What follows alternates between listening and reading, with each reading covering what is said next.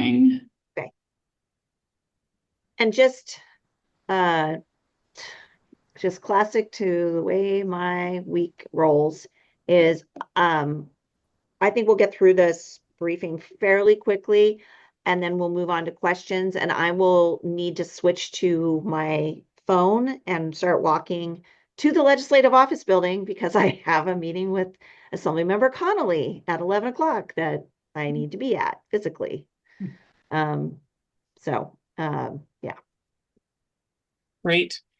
All right. So thanks everyone for joining.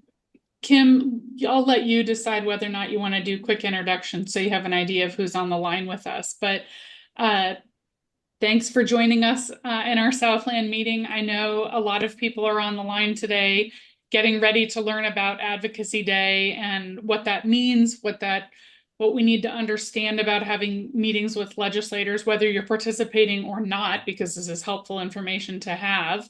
And Nicole, I think, has a PowerPoint that's ready to go. So we don't quite have the normal agenda that we're going to be following. But Kim, I'll pass it over to you to go ahead and get started. Well, I actually the way I'll get it started out is I think that we'll get the power plant. Yeah, there we go. PowerPoint's going. And I think that Sandra was going to kick it off with a little bit of an intro, and then we'll move into the grassroots piece. Perfect. Great. Well, hi, everybody. I'm Sandra Sanchez. I don't know if I know all of you, but I help to lead the Power Nature Coalition statewide. I think this is my first regional meeting I've attended for Southland, so I tend to dip into other ones, but Melanie has such a good hold on on this group that I haven't needed to kind of come in, but it's so nice to see all of you. And we wanted to and we really thank you for letting us use this time that you gather together to talk a bit about Advocacy Day, which is on March 19th. And many of you here will be with us in Sacramento, and I also recognize that some of you won't be with us. But the reason we wanted to have everybody on this call is that after we kind of just go through a little bit of information, we wanted to really strategize on what are the issues that really need to be focused on from the Southland. Are there particular things we need to mention with certain legislators? And this is where I think everybody's help and guidance will be very helpful and make it the most successful for Lobby Day. So overall, we have Advocacy Day. We're the largest Advocacy Day we've had so far. This is the third one we've done with Power and Nature. We have 80 people coming to Sacramento between March 18th and 19th, and we are in the process of scheduling legislator meetings. The Southland is our largest area, and we already have meetings scheduled, but more are being scheduled as we speak. But before going into all of that, I wanted to just give a little bit of a brief history on Power and Nature. Some of you have been with us from the beginning, and some may be newer to it. But we all started when Governor Newsom issued his executive order in 2020, establishing the goal to protect 30% of land and coastal waters by 2030. And this really was a grassroots movement where we all came together and decided on how can we provide information to CNRA that was tasked with making a plan, which they called their Pathways to 30 by 30 document, and how we could provide information and comments to them. So we organized ourselves into regions, and those regions were really came about by the way that CNRA asked for comments to be submitted to them, and that still exists now. We're now, we actually have 9 regional groups. We need to update that because we now have Sacramento that is new. And we have almost 300 organizations now engaged with Power in Nature statewide. And our vision has kind of evolved over time, but we've always been dedicated to advancing 30 by 30 in California. At first, it was about getting a great pathways document, a very strong definition of conservation. We achieved that early on. And then we've now been focused really on implementation of 30 by 30. Oh, yeah, we really do need to update this, Nicole, because we are almost 300 organizations. We have 9 regional groups, and then we also have working groups that are government relations, communications, oceans, fresh water, and public lands. So last year we had some great accomplishments. Our biggest one being the passage of Prop 4, which brought a lot of funding to conservation in California, which is great because our economy is not doing well and there were budget cuts. And we also successfully saved the Habitat Conservation Fund. And we're looking at preserving that in perpetuity as one of our 2025 goals. Some of the things that we're looking at this year is obviously protecting our funding, making sure that Prop 4 funding is spent in the best way to advance 30 by 30. And we're also, especially given the federal administration now, is really pushing back on any rollbacks or sell-offs of public lands.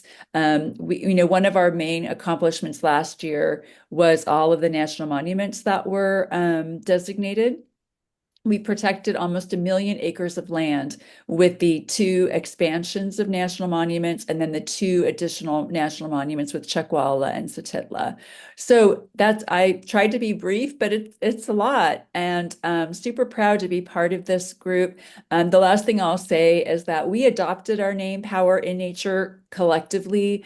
We took a vote. We used to be called like the 30 by 30 Coalition, and we decided that we wanted to use this power of people, that collectively together we are more powerful than we are individually, and that there is also power in nature itself, the power to sustain our ecosystems and habitat so that it powers us all to live. So that's where our name came from, and I think that's all. I will pass it over to I think Nicole now has the next part.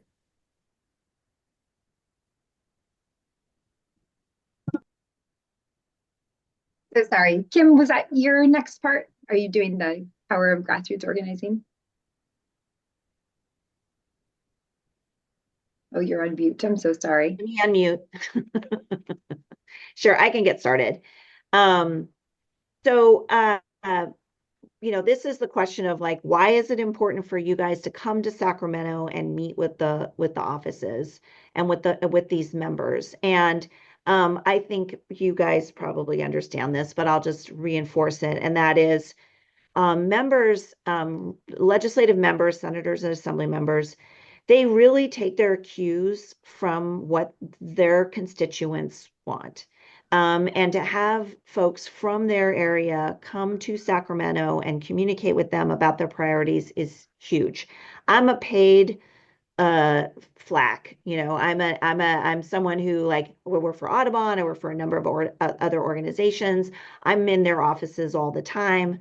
I live in Sacramento, so and it's fine like for me to communicate with them on the regular, but to then have someone take the time and come to their office in Sacramento to talk to them is incredibly important and powerful.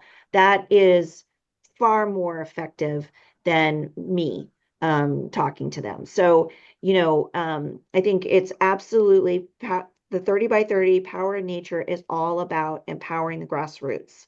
So having you come and tell them about what's important to you, what you're doing and what they need to do to make their districts better is critical. So and so that's grassroots. It's we talk about things like grassroots versus grass tops.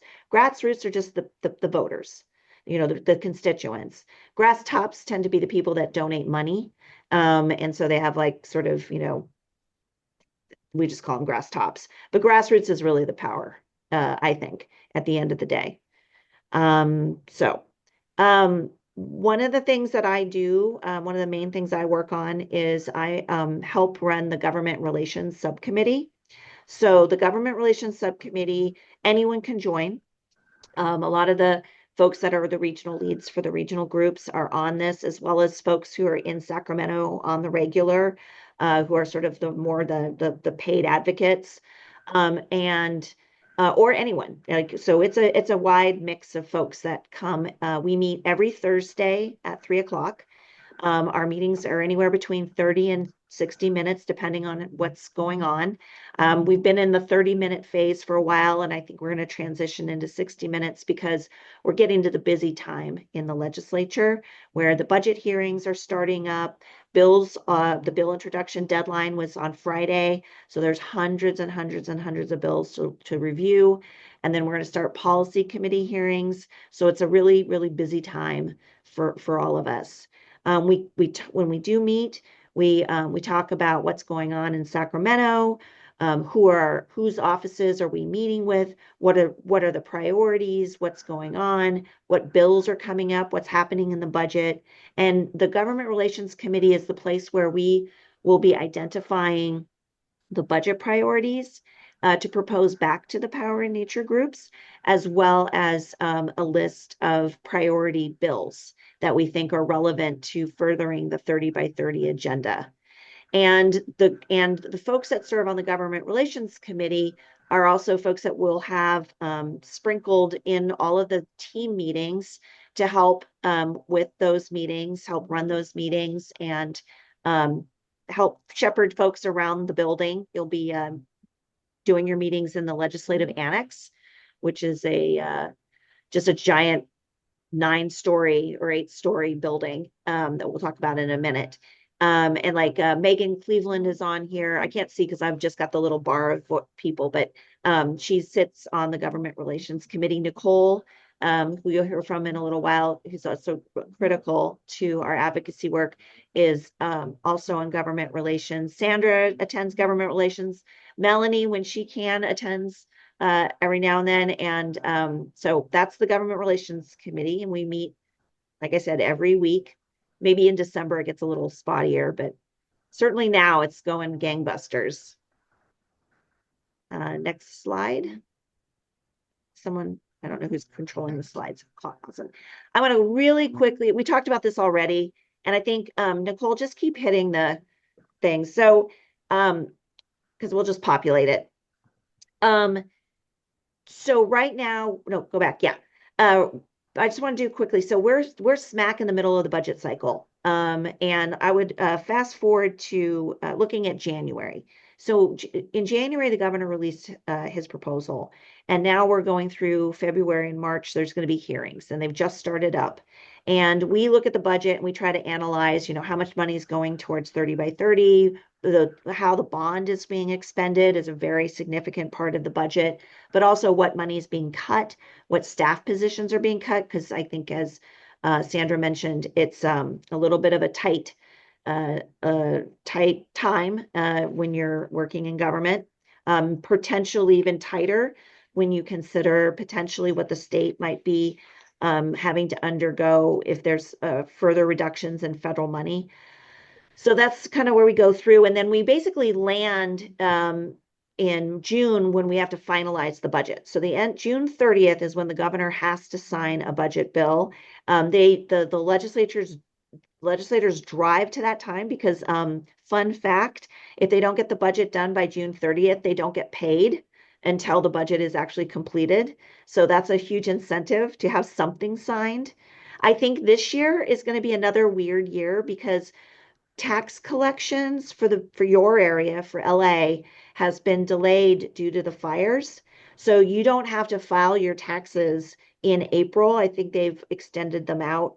Is it to October? That's usually, anyways, they've extended it out. So because LA is 25% of the population of the state of California, to delay the April tax collection will sort of throw a little bit of a monkey wrench into the legislators and the administration's ability to understand exactly how much revenue will be coming in. So I suspect we might be having what they call maybe a budget bill junior kind of bill happening in July and August, potentially, to true up or yeah, to true up, where we're landing on the collections. So I'm going to move us along. All right. So what do we need to be talking about? we've got the 3 points here, but I kind of want to back it up a minute and just say that when you guys are in your meetings with the legislators, you're going to take an opportunity to tell the legislator or the staff person whom you're meeting with who you are, we're the Southern California Regional Working Group. Here's what we do in your area. Here's who we are, and to highlight any regional talking points you have. And I know Melanie is going to be talking about this more with you, but my understanding is that for the Southland, you guys are going to be educating the offices about wildfire resistance and community planning. So there's going to be talking points about, the unnatural fire frequency, what's really happening in the area, in this area, how this blaze in particular was really driven by wind and lack of rainfall, and that in the chaparral in particular, which is your native habitat, that the uniqueness of that habitat, and how in a lot of ways what's happening here is you have a transition to non-native grasses, which is far more flammable. So doing some educating, this is super, super important. You'd think that folks would know this, but they don't. They really, really don't. They just think, just take everything out and then the fire issue will go away. And that's not how it works in your landscape. And then if you have Southland projects, you would be highlighting some of those, and Melanie will guide you on that. And then after you talk about your regional issues, you're going to move on and talk about, funding and legislation. So in the funding world, we're going to put talking points together for you. But essentially what we're talking about here is we telling your legislator, we do not want to see further cuts to the existing funding that has been allocated to 30 by 30 programs. And we talk about it in the terms of backfilling, but what that means is what will happen is the governor will propose to remove money that had been already appropriated in previous years by the legislature for 30 by 30 and replacing it with bond money. And the reason why that, I think you guys can understand this. So apologies if I'm being overly, if I'm explaining too much, but essentially that's a zero sum game. You're getting no net benefit out of that. You're essentially just trading out general fund dollars for bond money. And the point of passing the bond was to be additive to the general fund. So you want to the bond is producing an additional financial boon to you rather than just simply replacing money that you already had identified for things like 30 by 30. So really enforcing that issue with the legislators, I think, is super, super important. And then the other piece you're going to focus on is, how important it is to appropriate the bond money out to the conservancies, to the Wildlife Conservation Board, to the Coastal Conservancy, and to those entities that and state parks that further 30 by 30. So there could be some desire to ratchet back and lowball how much money would be appropriated this year for out of the bond for 30 by 30, to up other numbers or to be conservative in terms of how the state's spending. We really want to focus on, like, we passed the bond for a reason. The climate threat is upon us. 30 by 30 is critical, and we have important goals to meet, and we need to keep that funding moving. And then with respect to priority bills, we're, like I said, Friday was the deadline, and actually a lot of the bills are spot bills. So it's an evolving sort of bill landscape. But what we do know is, and I have this somewhere in my list of things, is we do have some bills that we already know that are out there. So there's the Habitat Conservation Fund that Senator Blakespear has introduced, and that bill would remove the sunset date on the Habitat Conservation Fund so that the $30 million of general fund going to the WCB and to state parks will keep going. There's also a bill that has been introduced that's important for the North Coast, but it's good to talk to everybody about this, that would keep flow requirements in the Scott and Shasta River in place until they finalize the official flow standards. This is critical for salmon. There's also a bill talking about natural working lands and the importance of investing in those lands. This is a bill that Assemblymember Connolly has introduced. And there's going to be some others. So the Government Relations Committee between now and the 19th will sort of pick a top 10 list of bills. And you guys will have that in your packet to give to your legislators. This is what it looked like last year. You'll get something just as fancy as this. The other thing I should have mentioned is, when you're explaining who you are, and you have other materials that you'll be leaving with the legislators. So there'll be a fact sheet on 30 by 30 and who the Power and Nature Coalition is. There's going to be a fact sheet that summarizes the top level talking points that you'll be giving to the offices as well. And that's what we call the leave behinds, and so that they'll have that information in addition to whatever notes that they're taking. Maybe move on to the next slide. I'm kind of moving into that spot. Right. So what to expect in your meeting. So the way we're dividing up, so Southland, you guys have a lot of meetings. There's 18 legislators, senators, and assembly members that we're trying to get meetings with. That's because you have 25% of the population. So you're going to have the most number of legislators jam-packed into your region. Hopefully we will get meetings with all those 18. So we're going to divide you up into 3 groups, and you'll have a lead for each of your groups, your teams.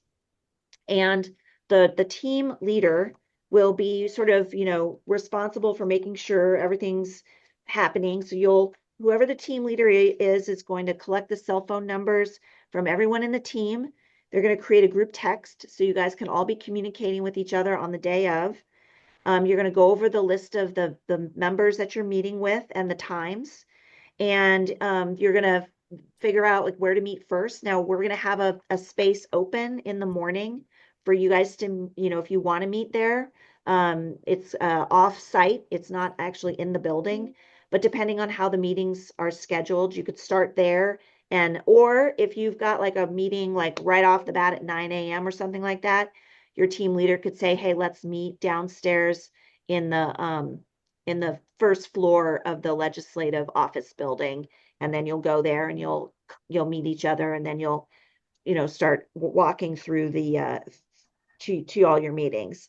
You'll review your talking points prior to the meeting. You guys will have organized so that folks will be given their talking points. So everyone will have a role to play in the meeting. So, someone might be, hey, I'm going to do the regional talking points. And someone else will be like, I'll talk budget. And somebody else will be like, I will talk the bill priorities that we're going to highlight. And you sort of just sort of assign the roles so everyone's clear on what they're doing in the meetings so they can run as smoothly as possible, because these meetings could be 15 minutes. So we're going to be having to move quickly through these meetings, maybe 30 if we're lucky, but a lot of there's going to be a ton of people in that building. They're going to be doing tons of meetings with other interest groups. And so that we're going to have to be succinct. And then there's going to be someone who will be a note taker. So hopefully someone in each of your team is willing to take notes. The notes are super important for the Government Relations Committee, because it'll be important to hear what the member, the legislator, or their legislative director, or if it's their legislative aide, what they're telling you.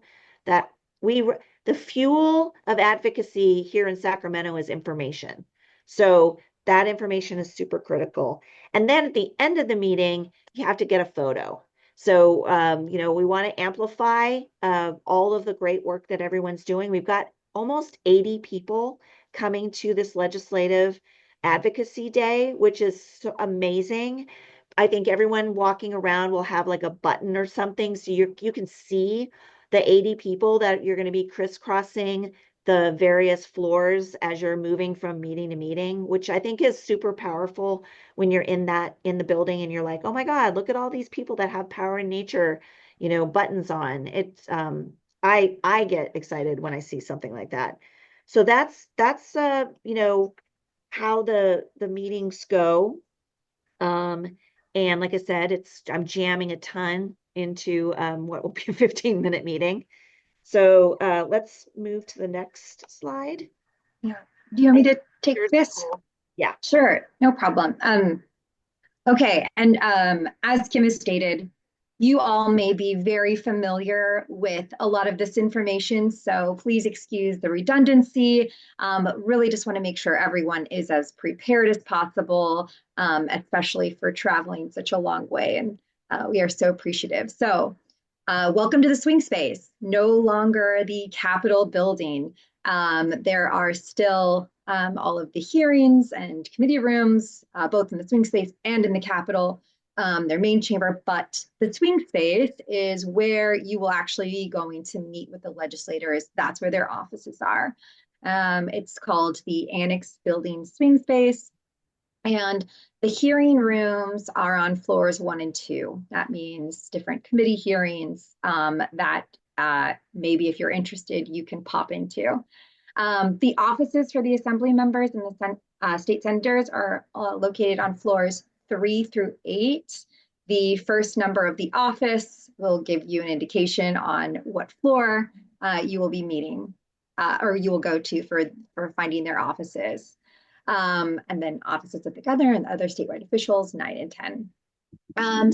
Some tips that you may want to take to heart and follow are avoid the elevators. The elevators can be a mess. I have heard there are going to be other lobby days, advocacy days from other groups, and so it could be very crowded. So you really want to give yourself plenty of time to not only get in line, if there is one outside, to get into the swing space, but also to get through security. And so taking the stairs is another tip because not only are there crowds, but can take a little bit longer, and the stairs are just as good if you can. Just because we don't know how busy it's going to be, you'll want to take some water, a snack, because if you have meetings that kind of back up and then a little bit of a break, and there's a really long line outside, you may not want to leave and then come back just in the event that you are not going to be able to make your meeting time. So giving yourself plenty of time, preparing in advance. And then the last is there's just not a ton of space. There are some tables and chairs on different floors, but not a ton of space overall, both in the swing space and then also in many of the legislators' offices. So Kim is organizing you into smaller groups because it's also a requirement in a lot of the offices, no more than 5 people you'll hear very often. And we can answer questions and everything after the presentation if you have any about this. Tips for a successful meeting. So as Kim stated, you may only get 15 minutes, maybe 30 if you're lucky, but there's a lot to cover. And so it's kind of like your elevator pitch. So you really want to be concise, make a connection with the work that you do, your role and power in nature, where you come from in the district. And sometimes, when you refer to people's district by giving, points, landmarks, it's easier for them to make the connection and also remember that there were constituents in the meeting. Practice your talking points. You will get all of the material. Our hope is by doing this ahead of time and then being able to leave room to answer questions and maybe even have another opportunity to run through this again, that you will feel as prepared as possible and be able to know what you're going to say, feel confident in the knowledge about the talking points and be able to practice ahead of time. And then again, be confident.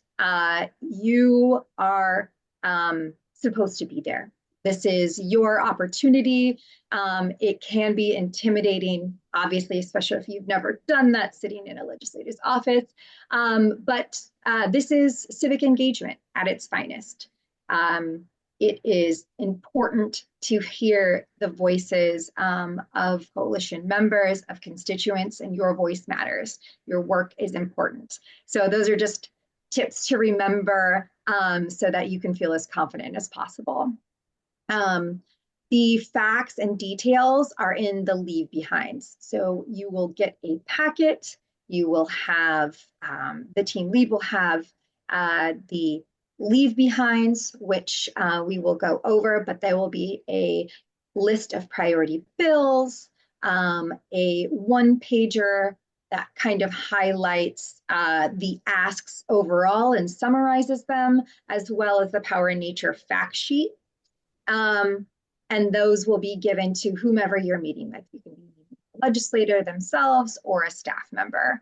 And then you want to ask about their priorities. As Kim mentioned, this information is incredibly helpful, and the note taker can make sure to jot that down. What are the legislators' priorities this year? That's going to be very telling and very insightful for the GR committee. And lastly, again, with the tips of being confident, your voice matters, your work is important. If you don't know something that is asked, you don't have to answer it. Don't wing it. All you just, like let them know is you'll look into it and you'll get back to them. It is our hope that we will have a government relations lead in every meeting, and they will be able to answer any technical questions that maybe are, legislative jargon about where the bill, if you're talking about a bill, was assigned and, which committees it's going to, where it's at in its process. But if you don't know, not a problem. It's something that the legislator or staffer can look up. And also, it's a good thing to write down, and we can then do a follow-up. It's an excuse to contact that office again. So not a problem at all. And then moving on, the meeting flow. With the knowledge that this is our elevator pitch, quick and concise and clear, there is actually a right way. So we would like to start with introductions. The team lead will probably kick it off.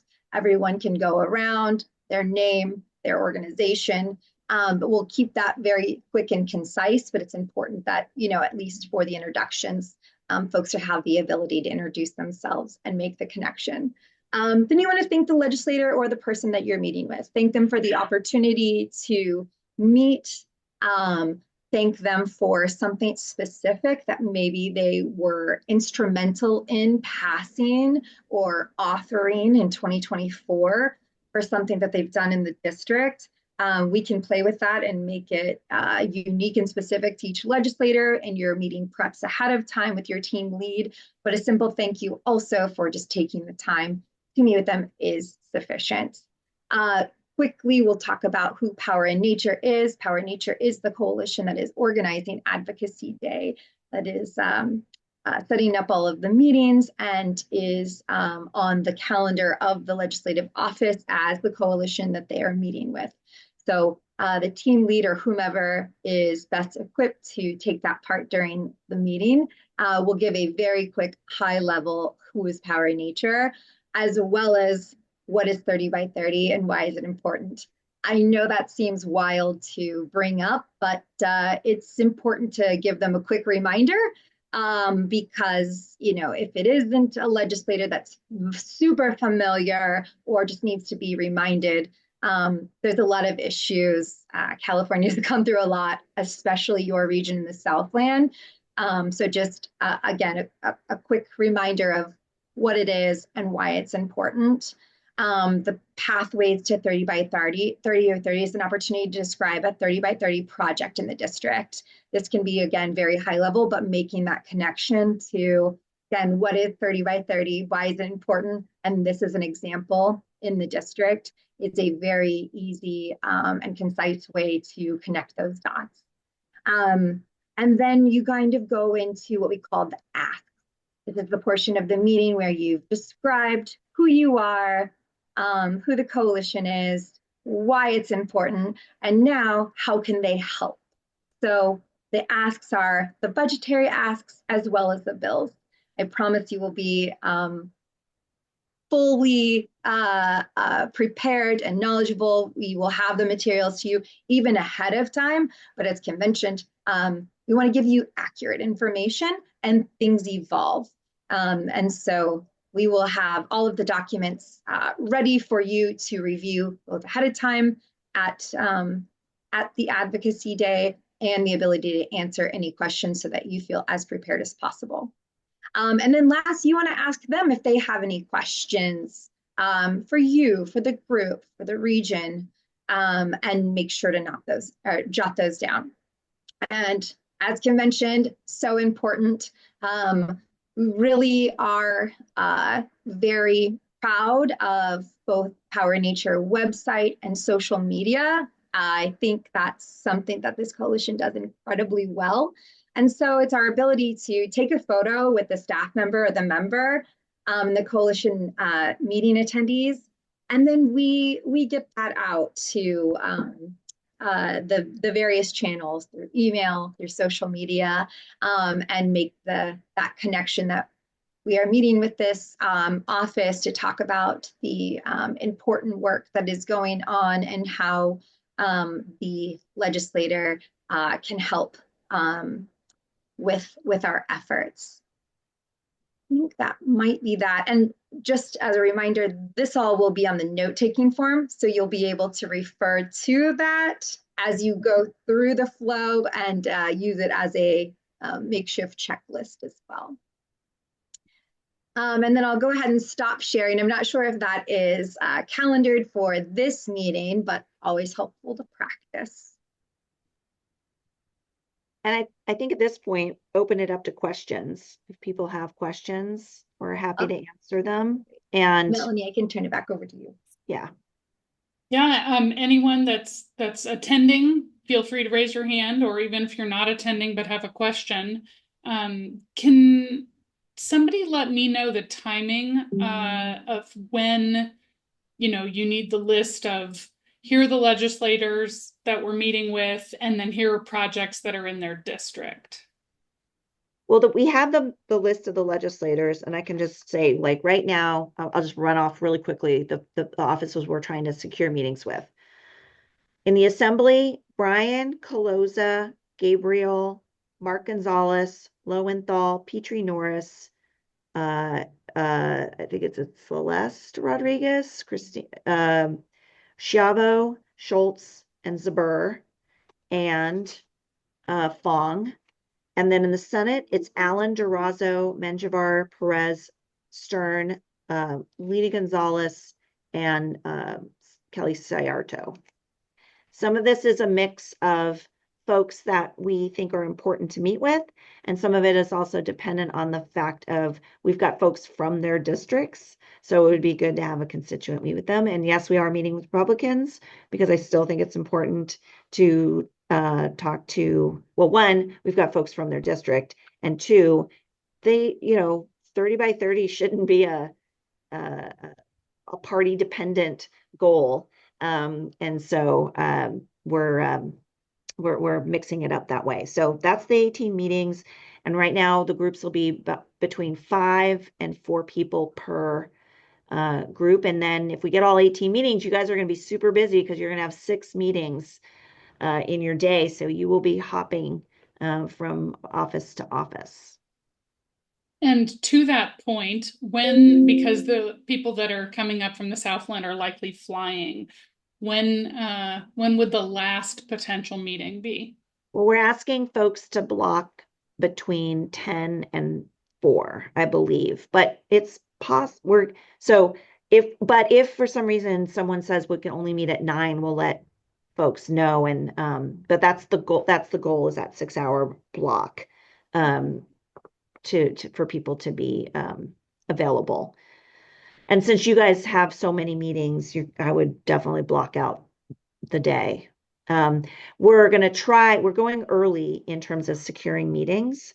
So hopefully we'll have the schedules locked down sooner rather than later. So we're not like going up to a couple days before, because that's kind of critical, because it also will depend on how we organize the different meetings, because we very likely will have overlapping or meeting like 10 o'clock, there could be 3 meetings happening at 10. So we're going to have to sort of work on that in terms of getting folks into the different teams, so that they have a good, a doable schedule that's not like so back to back or whatever.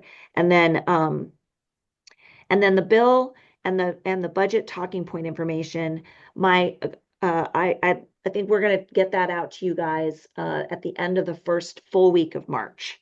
So you'll have 2 weeks for the regional teams to be able to get some time together, to walk through that and identify who's going to say, what talking points in the meetings. And then I just had something that was in my brain and then it left. I could feel it and then it's left. Oh, we will have office hours. So we're calling it office hours, but essentially not everybody can attend these meetings and people may have questions as they're preparing for the advocacy day. So we are going to have office hours where we're just going to sit on the Zoom and you can call in and ask us whatever questions that might be coming up as you're prepping. I don't have those. I know we got them in the schedule, but I don't have them right here in front of me.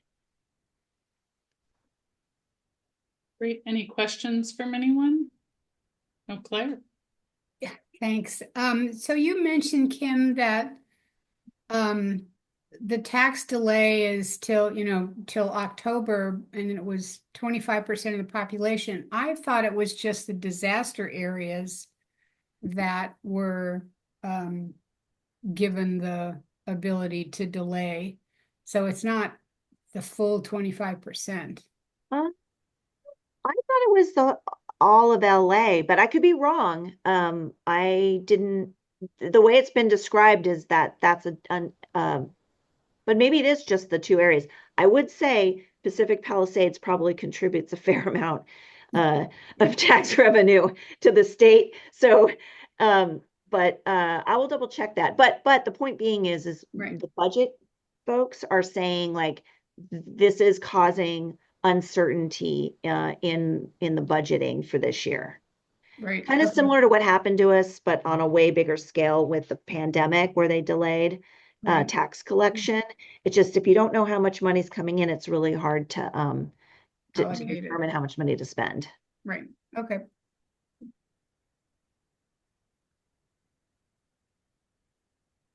Jade? I have an apologies for being off camera. I'm not feeling well. But I have a question about the teams, whether they've been confirmed from Southland, and also any tips when it comes to speaking with more conservative members. So teams haven't been confirmed because we're still, it's as I was starting to put the teams together, I'm like, wait a second. I don't know what we're still getting schedules. So we're trying to get that done as quickly as possible. And then, yes, good point. For those folks who are going in to talk to conservative members, I will be mindful of providing some talking points to you just in case. Okay, thank you. A good point. I'm going to make a note to myself to not forget that.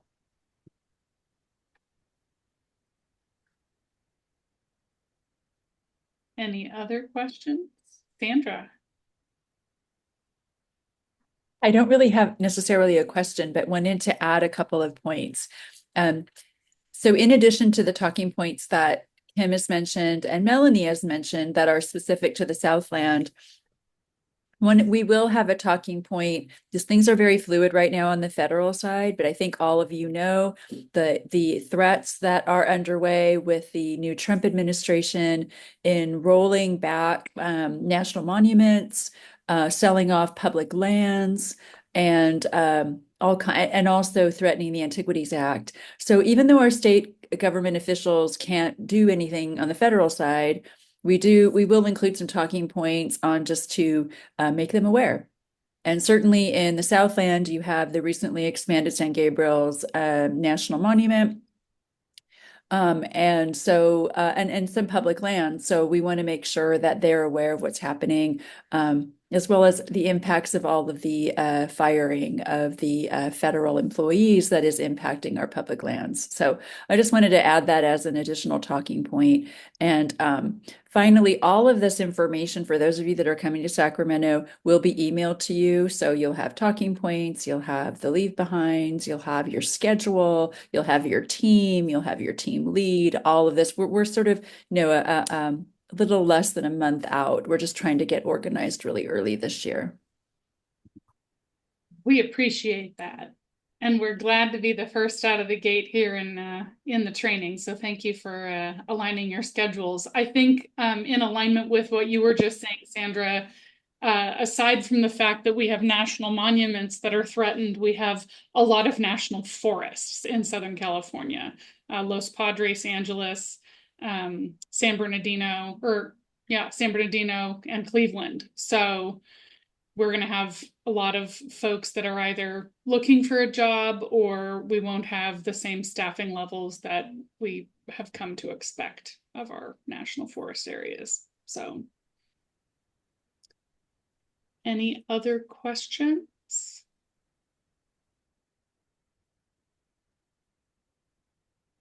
All right, I don't see anyone else raising their hand.